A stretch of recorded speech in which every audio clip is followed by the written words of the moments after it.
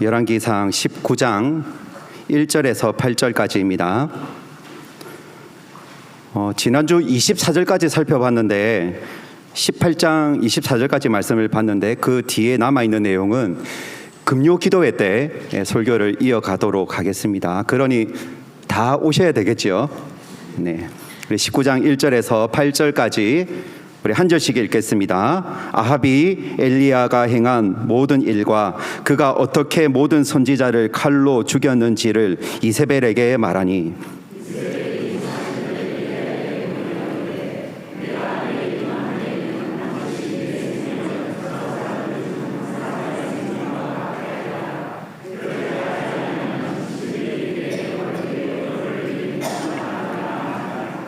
그가 이 형편을 보고 일어나 자기의 생명을 위해 도망하여 유다에 속한 브엘사바에 이르러 자기의 사환을 그곳에 머물게 하고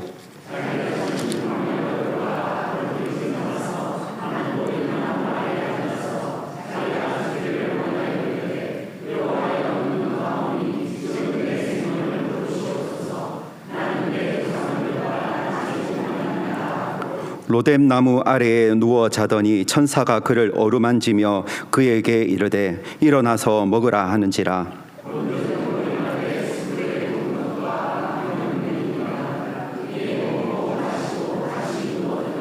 여호와의 천사가 또 다시 와서 어루만지며 이르되 일어나 먹으라. 내가 갈 길을 다 가지 못할까 하노라 하는지라.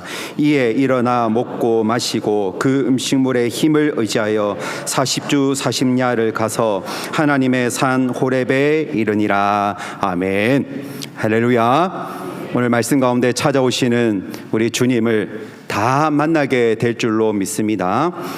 우리가 이 세상을 살아가면서 나름대로의 어떤 기대가 있고 목표가 있습니다. 괜찮아, 잘 될 거야. 오늘은 흐린, 내일은 맑음. 이런 기대를 가지고 우리가 살아가지만 우리의 실제로의 우리의 현실은 그렇지 않죠. 막 교회에서 은혜 받고 할렐루야 하고 그래 이래 하면서 막상 우리의 삶의 자리로 돌아가면 반대로 내가 기대와는 반대로 내 인생이 흘러가는 게 더 많다라는 거죠. 최선을 다했어요. 정말 죽음의 힘을 다해서 노력했는데 결과가 아무것도 남는 게 없어요. 언제나 노력했는데도 실패하고 제자리인 것 같고 오히려 마이너스인 것 같고 믿음으로써 하나님만 바라보고 그래 기도 한번 해보자. 기도하면 하나님이 도와주신다. 열심히 기도했는데 상황은 더 악하게 더 안 좋게 돌아가는 거예요. 여러분 그럴 때 우리가 만나는 것이 뭐냐면 바로 이 절망이라는 것이죠. 여러분 지난주까지 열왕기 18장 말씀을 살펴보았는데요. 17장 18장 말씀에 엘리야가 어떤 것을 경험합니까? 우리 일반 사람들이 경험하지 못하는 엄청난 하나님의 능력을 경험하지 않습니까? 기도했더니 비가 멈추어요. 3년 6개월 동안 내리지 않았던 비가 엘리야가 기도했더니 다시 비가 내리기 시작합니다. 기도했더니 이 사르밧 과부의 집에 병에 기름이 떨어지지 않고 통에 가루가 떨어지지 아니하는 엄청난 기적이 일어났고 기도했더니 죽은 아들이 살아났어요. 기도했더니 하늘에서 불이 떨어지고 기도했더니 하나님과 바알 사이에서 머뭇했던 이스라엘 백성들이 정신을 차리고 영적 회복의 역사가 일어났어요. 기도했더니 바알 선지자 450명이 죽었어요. 우리가 일반적으로 경험하지 못하는 놀라운 하나님의 기적과 은사와 하나님의 놀라운 능력을 경험한 이 엘리야 선지자, 제 마음이 어땠습니까? 신나지 않겠습니까? 와, 기도하니까 되네. 하나님 살아계시네. 하나님은 내가 기도하는 대로 다 도와주시네. 저 나쁜 놈 아합, 저 이세벨 이제 다 벌장 다 봤다. 조금만 있으면 너거 처단한다. 조금만 있으면 이스라엘 회복한다. 부흥이 일어난다. 잘 된다. 그런데 19장에 어떤 일이 일어납니까? 하나도 변화되지 않는 일들이 있는 거예요. 오늘 19장 2절 말씀에 이렇게 말씀하고 있습니다. 이세벨이 사신을 엘리야에게 보내요. 이 무슨 말입니까? 이 19장 1절 말씀에 보면 아합이 이제 자기 선지자들이 다 죽었다는 거예요. 죽은 것을 누구에게 알립니까? 이세벨에게. 왜 아합이 이세벨에게 알립니까? 아합 위에 이세벨이 있는 거예요. 왕인데 왕보다도 왕비가 더 위에 있는 거예요. 그러니까 이 왕비가 바알을 섬기는 바알의 영들로 이 왕을 조종하고 있는 거죠.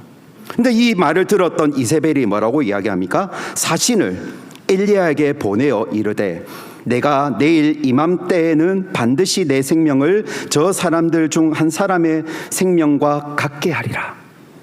너 죽일 거다라는 거죠. 너 가만히 안 둘 거야 라고 하는 이 협박이죠.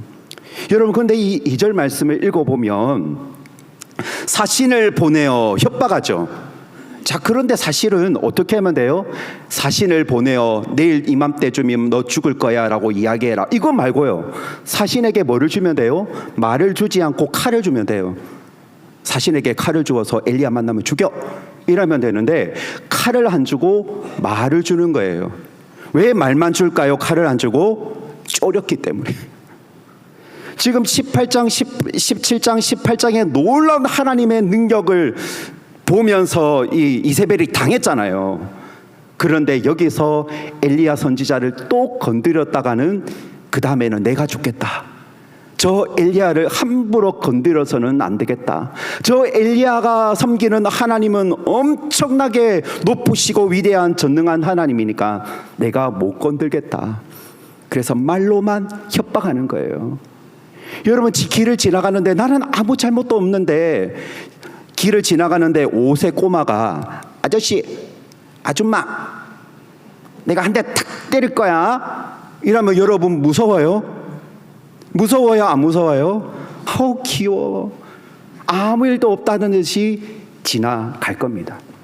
지금 이 19장에서 경험하고 있는 엘리야가 당하고 있는 협박이 뭐냐면 17장, 18장에 겪어왔던 일들에 비하면 19장의 이것은 아무것도 아닌 거예요. 타격감이 1도 없는 협박이에요. 그런데 엘리야가 어떻게 해요?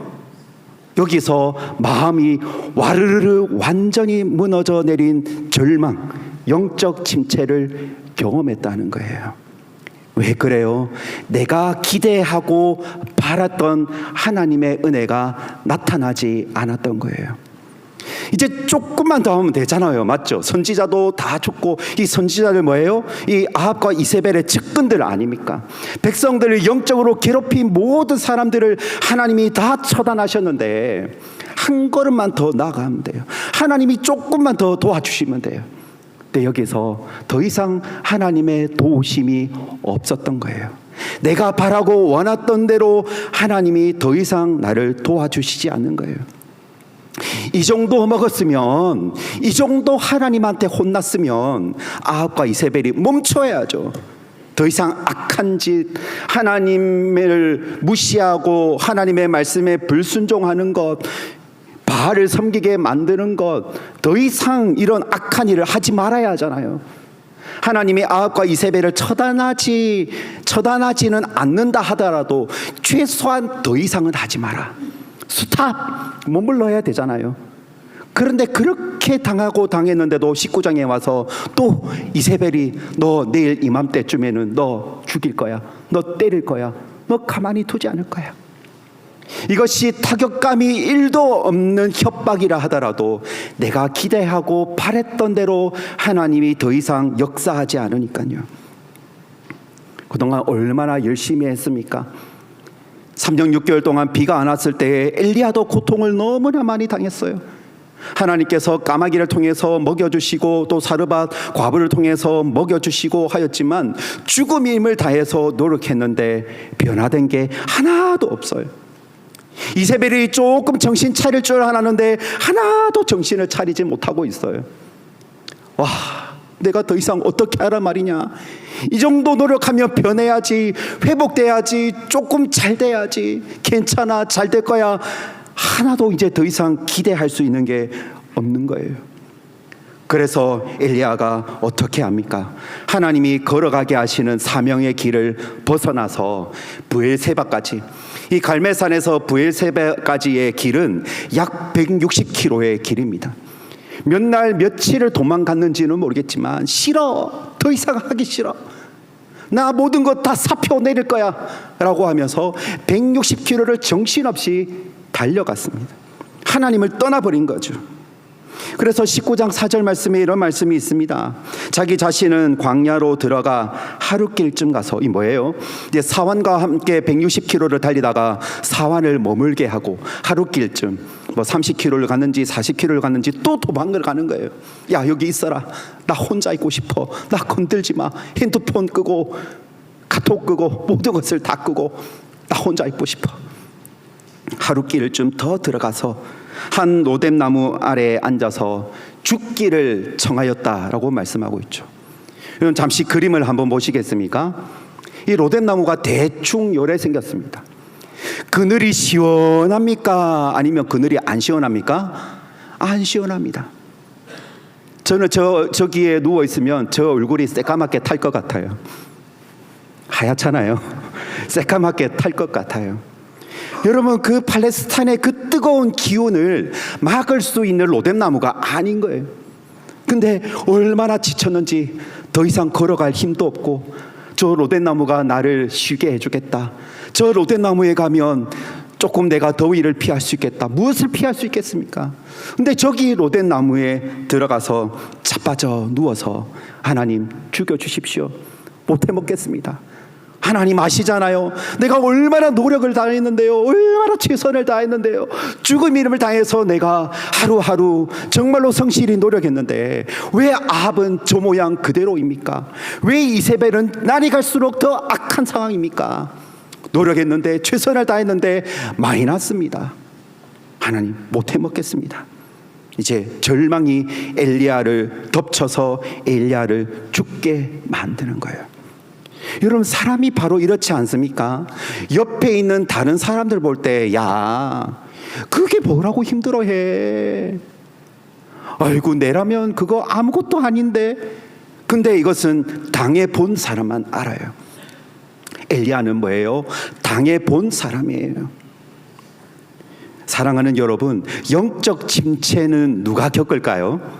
영적 침체. 영적 침체를 누가 겪느냐면 하나님을 사랑하는 사람들이 겪는 것이 영적 침체입니다. 기도에 열심히인 사람들이 영적 침체를 경험해요. 여러분, 반대로 말하면 영적으로 게으른 사람은 영적 침체가 없어요. 왜요? 자나깨나 24시간 항상 침체니까. 침체 가운데 있는 사람이 침체다, 이것은 있을 수 없죠. 여러분, 영적 침체에 항상 있는 사람은 마귀도 안 건드려요. 내가 가만히 놔둬도 저 사람은 그냥 저렇게 살겠다. 근데 어떤 사람을 마귀가 건드려요? 기도에 열심인 사람, 하나님을 사랑하는 사람, 하나님의 사명을 붙들고 열심히 달려가는 사람, 신앙이 뜨거운 사람, 이런 사람에게 영적인 침체가 찾아온다는 것이죠. 바로 엘리야처럼. 여러분, 엘리야도 우리와 성정이 같은 사람이라고 야고보서 말씀에 말씀하고 있지 않습니까? 여러분, 믿음의 사람도 지칩니다. 기도를 열심히 하고 주님을 바라보는 사람도 믿음의 시련과 절망이 찾아올 수도 있다라는 것을 여러분 기억하시기를 바랍니다. 여러분, 이것만 해도 여러분 위로가 되지 않습니까? 내가 열심을 다했는데, 최선을 다했는데, 하나님만 바라봤는데, 기도했는데 내게 왜 이런 마이너스, 절망, 더 이상 나아짐이 없는 이런 삶을 겪고 있는가? 여러분, 바로 이것이 우리의 인생입니다. 사랑하는 여러분, 혹시 여러분도 이 엘리야처럼 똑같은 상황 겪지 않습니까? 하나님, 저 열심히 했습니다. 하나님, 저 정말 죽음 이름을 다해서 노력했습니다. 그런데 하나님, 왜 저의 인생은 항상 원점입니까? 왜 그대로입니까? 이세벨이 하나도 변함이 없는 것 같이 내 주변은 왜 나아짐이 없고 항상 그대로입니까? 노력하면 노력할수록 점점 더 나빠지는 것 같고, 최선을 다했는데 성적은 오르지 않고 매출도 오르지 않고 왜 지금 경제는 더 나빠지고 있는지, 우리나라를 돌아보아도 마찬가지 않습니까? 우리나라를 위해서 조금 더 우리나라가 나아지겠지. 그런데 욕밖에 안 돈다고요. 그런데 우리 믿음의 사람은 욕하면 안 되잖아요. 전능하신 하나님, 역사를 주관하시는 하나님, 이 세상 모든 만물을 주관하시는 하나님께 기도했는데 왜 지금 이 세상이 더 악하게 돌아가고 있습니까? 하나님, 내 인생, 내 상황, 이제 무엇을 해야 될지 모르겠습니다. 버틸 방법도 없고 견딜 힘도 하나도 없고, 하나님, 제가 무엇을 해야 됩니까? 최선을 다했는데 어떤 최선이 나에게 있습니까? 자선은 무엇이 있습니까? 하나님, 체력이 바닥이 났습니다. 영적인 힘이 다 바닥이 나서 하나님, 이제 내가 아무것도 못해 먹겠습니다. 하나님, 저를 데려가 주십시오. 하나님, 저를 죽여보십시오. 죽여버려 주십시오. 영적인 기력이든 육체적인 기력이든 다 바닥이 났사오니 하나님, 이제 그만해 먹고 싶습니다. 여러분, 이런 마음요, 여러분, 이런 마음으로 실제로 심적인 고통과 우울증과 또 자살 충동을 경험하는 분들이 우리 주변에 많이 있습니다. 특별히 저는 노인성 우울 증상으로 그런 자살을 했던 그런 독거노인들에게 많이 늦은 시간에 타이밍을 놓쳐버렸죠. 후회했던 적이 많았습니다. 더 챙겨줄 걸. 저런 고통을 당하고 있었는데 왜 나는 몰랐을까? 새벽이든 밤이든 찾아갔어야 했는데. 사랑하는 여러분, 우리도 엘리야 로뎀 나무 밑에 죽기를 자처하는 엘리야의 모습이 우리의 모습이 될 수도 있습니다. 여러분, 위대한 선지자, 엄청난 하나님의 능력과 권세와 은혜의 충만한 경험을 가지고 있는 위대한 선지자도 지칠 때가 있습니다. 절망을 경험할 때가 있습니다. 죽음밖에 아무것도 생각나지 못하는 사람, 바로 엘리야와 같은 사람이 바로 우리도 될 수 있습니다. 여러분, 근데 지쳤다라는 것, 절망을 경험한다는 것, 이것 죄 아닙니다. 하나님, 죽고 싶어요 라고 하는 그 자체가 죄는 아니라는 것입니다. 오늘 하나님께서 엘리야를 어떻게 대하고 계시나요? 하나님, 죽고 싶어요 라고 하는데 하나님이, 야, 너 선지자 맞아? 네가 이렇게 하면 어떻게 돼? 백성들은 침체가 오더라도 너는 침체하면 안 돼. 정신 차려. 기도해. 금식 기도라도 해. 왜 새벽 기도 안 나와? 죽기를 자처해. 예이노, 새벽 기도 당장 나와. 금요 기도 당장 나와. 이렇게 하나님이 엘리야를 모질게 매정하게 다루지 않습니다. 하나님은 엘리야의 마음을 하나도 몰라주고 그냥 지쳐있는 자를 그냥 억지로 일으켜 세우고 막 기도의 자리로, 사명의 자리로 등을 떠밀고 집어 던지시는 우리 하나님이 아니라는 사실입니다. 오늘 5절에서 7절까지 말씀해 보면 이렇게 말씀하고 있어요. 로뎀 나무 아래 어디입니까? 죽고 싶다라고 하는 그 장소. 로뎀 나무 아래에 누워 자더니 엘리야가 그를 어루만지며 그에게 이르네, 일어나서 먹으라 하는지라. 본즉 머리밭에 숯불에 구운 떡과 한 병 물이 있더라. 이에 먹고 마시고 다시 누웠더니 여호와의 천사가 또 다시 와서 어루만지며 이르되, 일어나 먹으라. 내가 갈 길을 다 가지 못할까 하노라 라고 말씀하고 있습니다. 사랑하는 여러분, 오늘 하나님이 엘리야를 어떻게 대하고 있습니까? 어떻게 대하고 있어요? 로뎀 나무에 죽기를 원합니다. 이거 기도 아니겠습니까? 하나님, 더 이상 못하겠습니다. 나를 죽여주십시오. 살 소망이 없습니다. 기도하다가 그냥 자빠져 잔 거예요. 하나님이 어떻게 합니까? 가만히 내버려 둡니다. 우리 엘리야, 내 아들, 내 딸 너무 지쳤구나. 가만히 내버려 둡니다. 그리고 얼마 동안 잤을까? 천사를 보내어 흔들어 깨웁니다. 깨니까 머리밭에 구운 떡과 물이 있는지라. 정신없이 먹습니다. 얼마나 배가 고팠겠습니까? 160km 또 하루 길을 정신없이 쫄쫄 굶으면서 다녔던 엘리야, 허겁지겁 먹고 마시고 배가 조금 불렀더니 또 자는 거예요. 누운 거예요. 하나님이 이제 먹었으니까 마이무따이가 일어나라 안 하시고 또 내버려 두십니다. 또 쉬도록 내버려 두시는 겁니다. 우리 하나님은 엘리야에게 쉼을 허락하여 주셨습니다. 하나님은 우리에게 쉼을 주시는 분입니다. 혹시라도 교회 봉사하는데 너무너무 지쳐서 제가 조금 목사님 쉬고 싶습니다 라고 하시는 분들이 있으면 이번 연말에 기도 한 100번 해보시고 찾아오십시오. 그러면 여러분들에게 좀 안식년을 허락하도록 하겠습니다. 우리 하나님은요, 우리가 힘들 때 쉬어라 하시는 분이에요. 우리는 연약한 육신을 가지고 있기 때문에 막 오직 믿음, 오직 기도, 오직 하나님, 막 지쳐서 막 쓰러지고 막 죽고 싶은데 일어나서 막 기도해라고, 그런 분이 아니라는 거예요.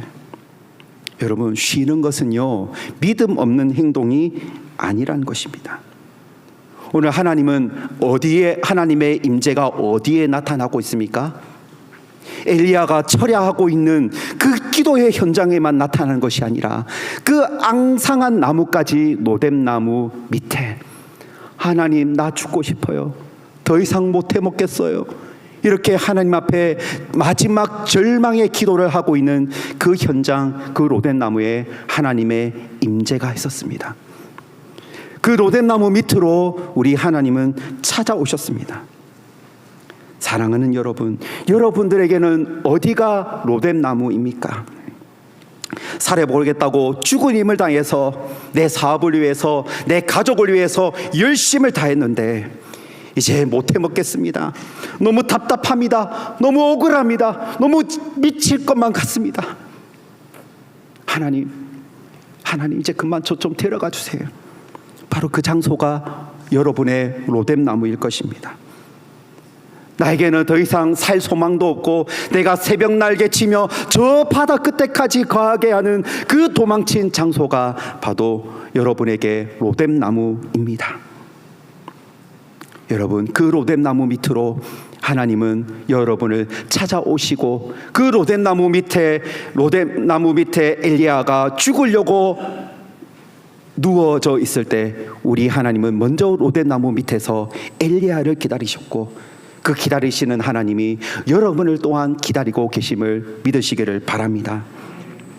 차태서 쓰고 싶습니다. 내 사직서 던지고 싶습니다. 내가 하는 일이 이제 부도 처리하고 싶습니다. 다 팔아버리고 싶습니다. 10,000번 이혼하고 싶습니다. 바로 그 장소가 우리에게 있는 로뎀나무예요. 그 장소로 우리 주님은 찾아오신다는 사실입니다. 메마른 땅을 종일 걸어가도 나 피곤치 아니하며 저 위험한 곳 내가 이를 대면 큰 바위에 숨기시고 주 손으로 덮으시네. 사랑하는 여러분, 우리 하나님은 메마른 땅, 저 위험한 곳, 내가 숨어버리고 싶은 그 바위, 그 장소에 우리 하나님은 찾아오시고 여러분을 만져주시고 여러분을 덮어주시는 우리 하나님을 믿으시기를 바랍니다. 여러분, 믿음이란 무엇입니까? 믿음은 막 기도로 어려운 문제, 힘든 문제를 해결해 나가는 그것이 믿음이 아니라 절망의 순간에 하나님, 죽고 싶은 순간에 하나님 생각하는 것, 그것이 우리에게 믿음인 줄로 믿으시기를 바랍니다. 메마른 땅을 온전히 걸어가면서 도저히 살 소망이 없는 그때 하나님 생각하고 하나님을 신뢰하고자 하는 마음, 변하는 것 하나도 없고 오히려 더 힘쓰고 애쓰면 애쓸수록 더 마이너스고 더 와장창 무너지는 그 순간에도 하나님, 이것이 우리에게 믿음이에요.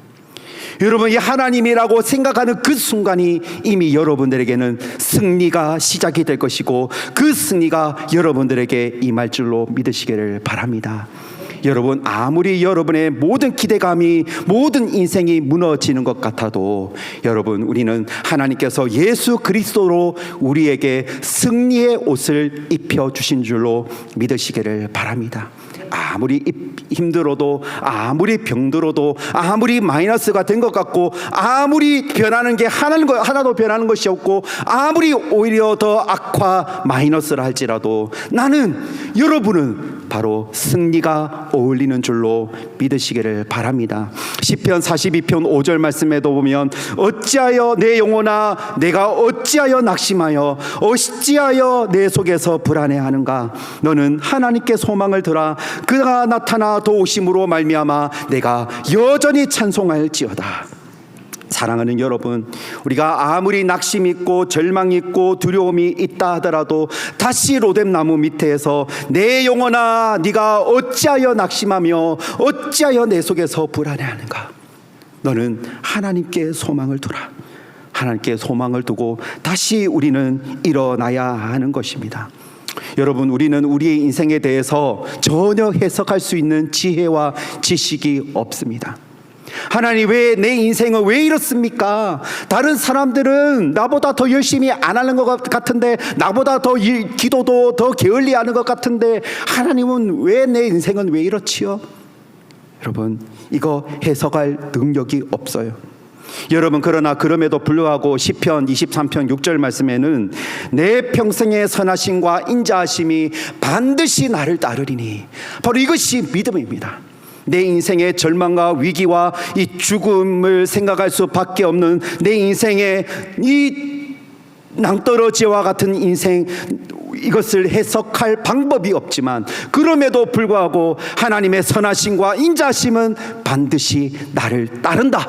이것을 믿는 믿음이 바로 하나님, 우리가 가져야 될 우리의 믿음인 줄로 믿으시기를 바랍니다. 여러분, 교만하면 안 돼요. 여기서 우리는 교만으로 생각하면 안 돼요. 열왕기상 19장 18, 10절 말씀에 보면 이렇게 말씀하고 있어요. 내가 만군의 하나님 여호와께 열심히 유별하오니, 열심히 유별하니, 내가 열심히라는 거죠. 내가 이는 이스라엘 자손이 주의 언약을 버리고 주의 제단을 헐며 칼로 주의 선지자를 죽였음이오며 오직 나만 남았거늘.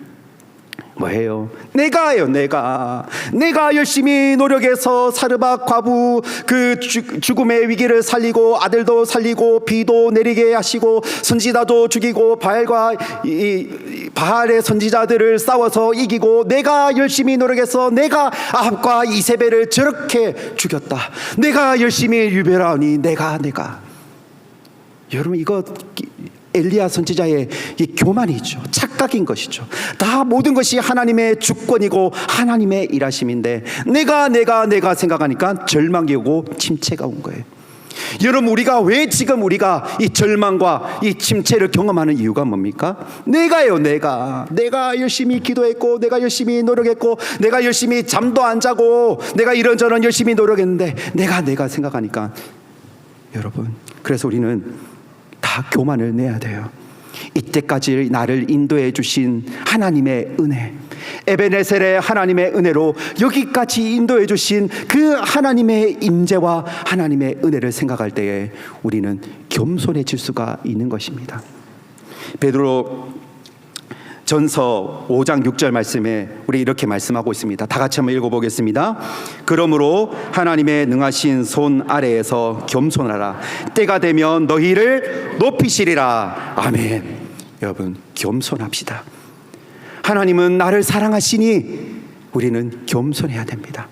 내가 열심히 노력했습니다, 내가 최선을 다했습니다 라고 하는 내가라는 생각을 내려놓고, 내가 죽음밖에 생각하지 아니하는 이 절망의 구렁텅이까지 여기까지 살게 해주시고 인도해 주신 하나님의 은혜, 하나님만 바라봅니다. 겸손하게 나를 주님의 십자가 앞에 엎드립니다. 때가 되면 하나님 높여주실 줄로 믿습니다. 하나님 회복시켜 주실 줄로 믿습니다. 하나님 기적으로 나에게 채워주실 줄로 믿습니다. 하나님 천사가 와서 오르만지고 나를 위로해 주신 엘리야를 위로해 주신 하나님의 은혜, 나를 찾아오시고 나를 만져주시고 나를 위로하여 주셔서 하나님, 오늘 19장 8절 말씀을 보면 네가 사명을 버리고 네가 갈 길을 다 가지 못할까라고 염려하신 하나님, 그 하나님의 은혜를 생각하면서요, 여러분 낙심하지 마십시오. 절망할 수 있습니다. 영적 침체를 겪을 수 있습니다. 그때 여러분을 찾아오시고 여러분을 어루만지시는 하나님의 손길, 예수님의 그 십자가의 손길을 여러분 경험할 수 있도록요, 죽고 싶어요라고 하는 한 가지 기도 제목밖에 남지 않아도 여호와 하나님을 부르십시오. 때가 되면 여러분을 높여주실 줄로 믿으시기를 바랍니다. 하나님의 선하심과 인자하심의 하나님의 손이 여러분을 어루만지고 여러분을 일으켜주시고 세워주실 줄로 여러분 믿으시기를 바랍니다. 오늘 찬양대 가사가 얼마나 은혜가 됐는데요. 너 약해졌으나 너 넘어졌으나 너를 낮추었으나 일으켜 세워주시고 새 힘을 주시고 승리하게 하시고 또 승리하게 해주실 줄로 믿으시기를 바랍니다. 이 절망의 때에 함께 승리하며 함께 주님 앞에 더욱더 영광 올려드리는 우리 문당 모든 공동체가 될 수 있기를 주님의 이름으로 축복합니다. 우리 함께 한번 기도하겠습니다.